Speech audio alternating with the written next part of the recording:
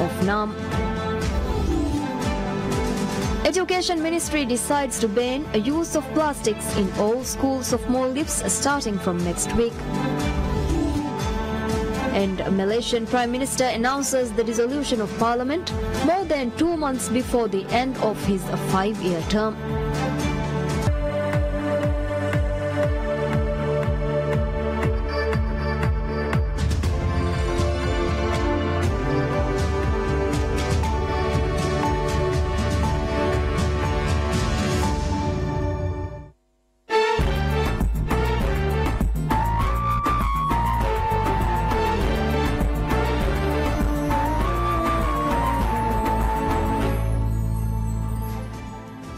Hello and welcome to PSM News in English with me, Fatma Sara. Foreign Secretary of Maldives Ahmad Sarir meets bilateral figures of different countries on the sidelines of a ministerial meeting of the non-aligned movement NAM. In this regard, Foreign Secretary met with Secretary of State to the Minister of Foreign Affairs of Morocco, Monia Boucheta, and discussed issues of mutual concern.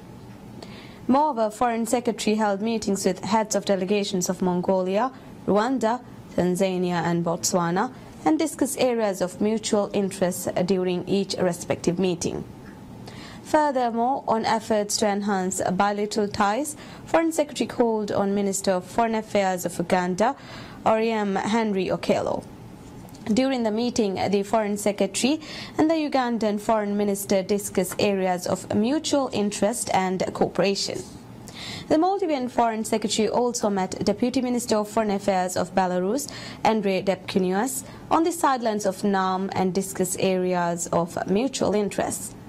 The Foreign Secretary is currently in Azerbaijan, attending the ministerial meeting of NAM to represent the Maldives and its interests at the meetings. The Maldives became a member of the NAM on 15 August 1976 and has since then participated and contributed to the work of the movement. NAM was established in 1956 and counts 120 countries amongst its members.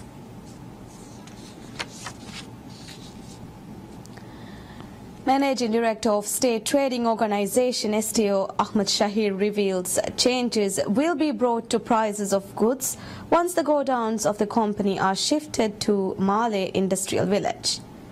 Speaking on a program aired on PSM News, Managing Director Shahir noted the difficulties in parking of heavy vehicles in the capital city. Shahir said in the efforts to ease the livelihoods of Maldivians, the company has begun preparations of moving the godowns of the company. STO has been provided with the land of 46 square meters by the government from Malay Industrial Village. STO revealed the construction of the godowns will begin soon. Ministry of Education decides to ban use of plastics in all schools of Maldives starting from next week. Education Ministry revealed the plastic ban program is to be held as part of the Farquhar program initiated by the Ministry for school children across the country to learn firsthand about the importance of protecting the oceans and the marine habitat. The program will allow the students to explore the oceans and become more conscious of environment, reef and the ocean and take an active role in understanding the marine life. It focuses on connecting the students, educators and all the children of Maldives to become the voice for the ocean school. The Farquhar program calls for banning of single-use plastics. While the Education Ministry has embarked on banning use of plastics in school, it is notable that already it is practiced in some schools across the country.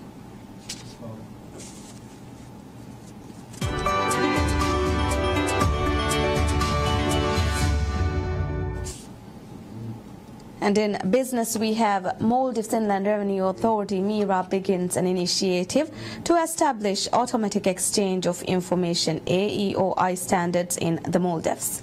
MIRA aims to inaugurate the establishment of AEOI standards in Maldives by 2020.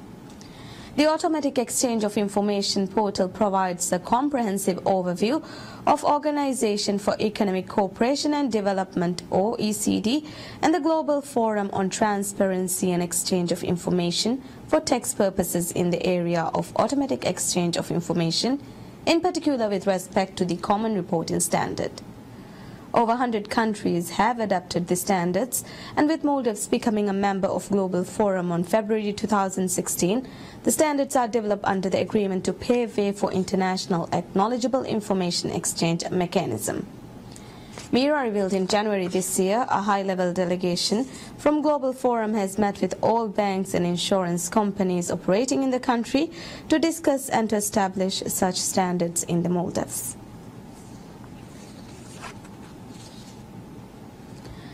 International Travel Trade Show of Maldives TTM signs with partners.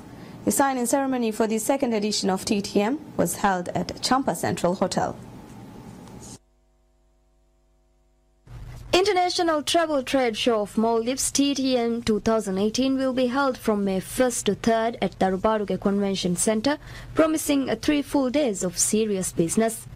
Maldives Transport and Contracting Company MTCC signed as the platinum partner and Yamma as the official engine. Al-Shali Marine Maldives, Allied Insurance, Uridu Maldives and Fuel Supplies Maldives signed as gold partners, while M7 Print, Maldives Airports Company Limited, Maldivian, Leniakia Tech, State Trading Organization and LinkServe signed as silver partners of TTM 2018. TTM 2018 premium exhibitors include Adaran Resorts, Bandos Maldives, Crown and Champa Resorts, Villa Hotels and Resorts and Angiri Resorts. A total of over 100 hoteliers will exhibit at TTM 2018, which has been endorsed and backed by Maldives Association of Tourism Industry MATI, Privatization and Corporatization Board PCB, the Maldives Marketing and Public Relations Corporation MMPRC and Association of Travel Agents ATA, making it the premier travel trade show of the country. TTM components include TTM Hotelier Summit scheduled to be held at Bandos Island Resort on April 30th. TTM pre-scheduled meetings will go on from May 1st to 3rd, while the first ever Supplier Expo will run from May 2nd to 3rd. TTM Gala Night will be hosted at Adaran Select Huduramfushi on May 2nd. Lastly, Tourism Career Fair will be held on May 3rd at Darubaruge and would be open for the public. TTM aims to facilitate the tourism industry of Maldives to reach the ultimate target of 2 million tourists with over $3.5 billion in receipts by the end of 2020. More than 300 hoteliers, suppliers, related industries and travel industry professionals from the Maldives and abroad are expected to visit TTM to network, negotiate and discover the latest industry opinion and trends in the Maldives.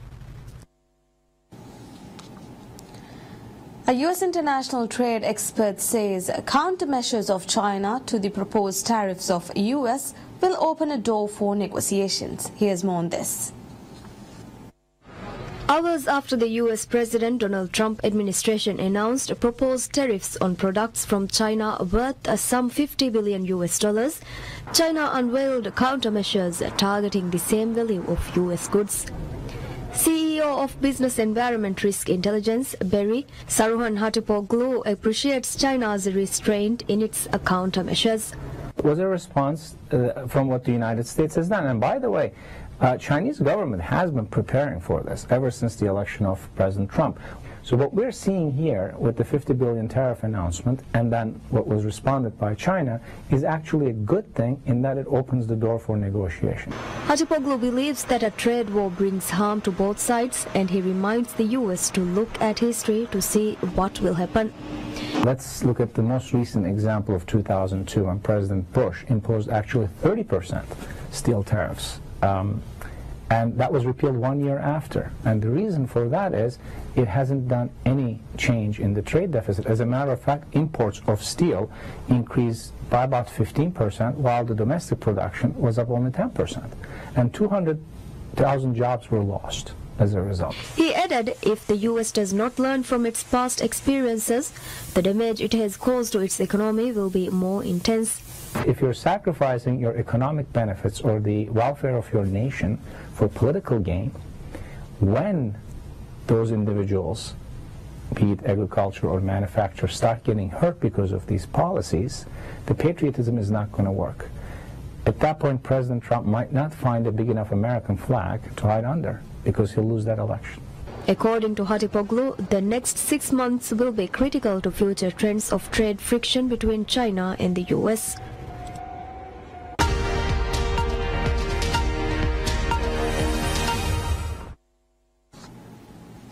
And to look at news from international arena, Philippine President Rodrigo Duterte says he would welcome Rohingya refugees from Myanmar if European countries would do the same.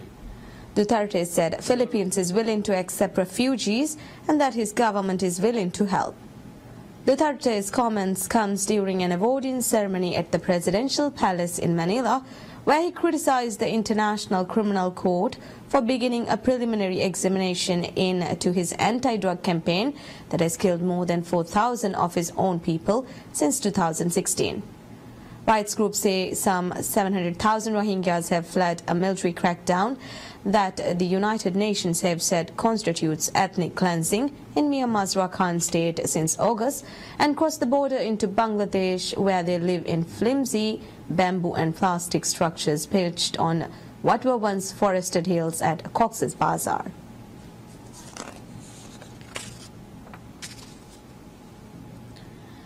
Malaysian Prime Minister Najib Razak announces the dissolution of Parliament more than 2 months before the end of his 5-year term, paving the way for a general election. Malaysian Prime Minister Najib Razak, who is burdened by a multi-billion-dollar scandal linked to a state fund, is under pressure to deliver an emphatic win for his Barisan Nasional BN coalition as he struggles to appease voters unhappy with rising living costs and a blunt challenge by his old mentor and former Prime Minister Mahathir Mohamad. Najib is widely expected to retain power, especially with a deep rift between Mahathir's opposition alliance and the Pan-Malaysian Islamic Party PAS, which analysts expect will split the opposition vote. Najib said he met Malaysia's King Sultan Muhammad V to gain approval for the dissolution. Polling day must be held within 60 days from the dissolution of Parliament. The Election Commission is expected to meet within the week to announce a date for the vote.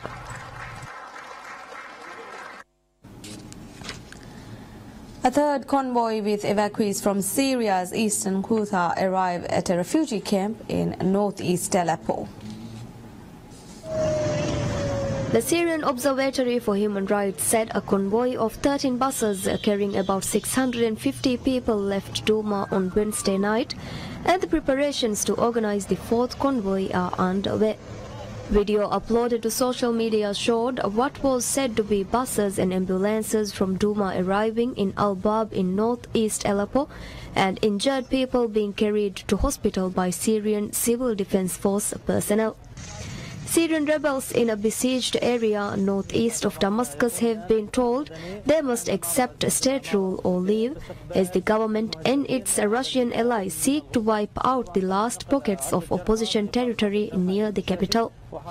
An opposition source said talks over the densely populated town of Douma, the last rebel pocket of eastern Ghouta, had yet to be concluded, at odds with state media reports that the group holed up inside had accepted a deal giving its fighters safe passage to towns at the border with Turkey that are located in a buffer zone controlled by the Turkish military and allied Syrian rebel groups.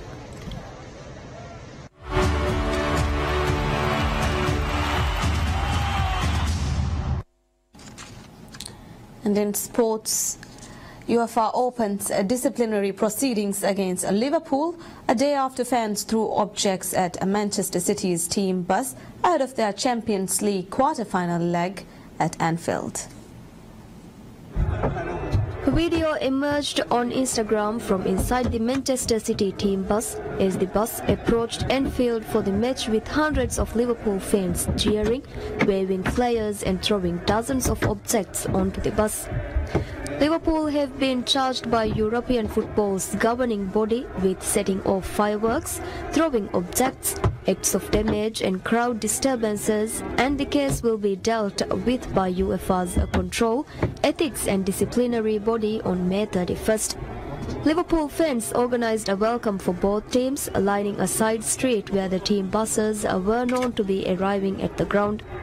Merseyside police, who confirmed 2 officers were injured in the incident, announced the route that team buses would take to the stadium before the match.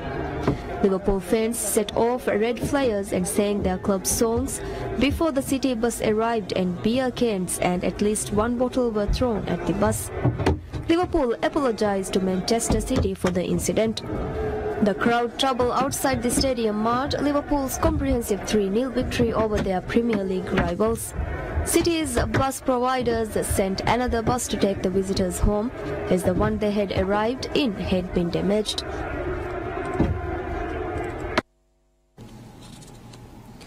Star India begs the global television and digital rights for cricket in India for the next 5 years, with a $945 million bid to complete their stranglehold on the coverage of the game in its commercial home. The Indian Cricket Board BCCI tweeted the announcement at the end of the 3-day e-bidding, a first in cricket. The highest bid fell short of the $1 billion mark, but means the broadcasters will pay $9.24 million for every international match in the 2018 to 2023 period. 6 companies, including Facebook and Google, initially entered the fray to bid for 102 matches in India. Following scrutiny, Star India Private Limited, Reliance Industries Limited and Sony Pictures Networks India Private Limited were found eligible to submit online financial bids. Star India struck cricket's biggest television deal in September to secure the global media rights for Indian Premier League IPL for $2.52 billion, which consolidated BCCI's position as the richest board in the world.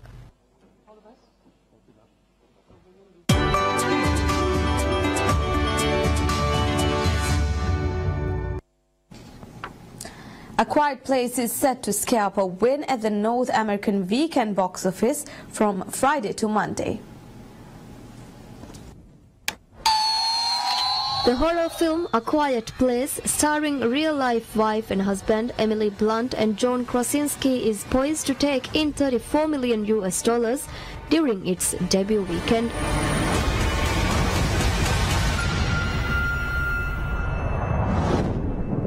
Who are we? If we can't protect them, we have to protect them.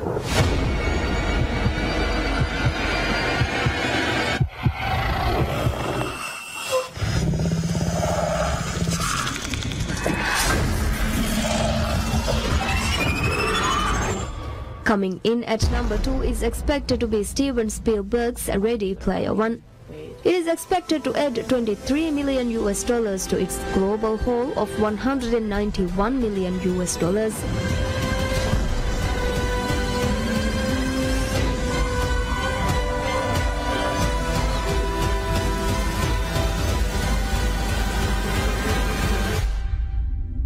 Scheduled for number 3 is Newcomer Blockers, about a group of teenage girls. The comedy is estimated to take in $15 million. Fast and the Furious is completely unrealistic. It's not a documentary, I get that. Holding over from previous weeks, Black Panther should see an additional $8 million added to its international sales of $1.2 billion. And it's hard for a good man to be a king.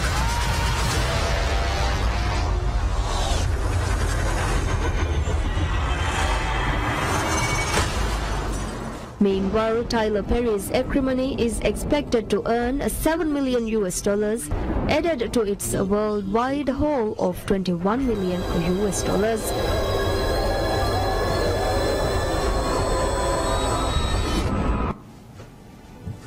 Well, that's it for now. Stay tuned for updates of recent current affairs stories here on PSM News. Thank you for watching. Goodbye.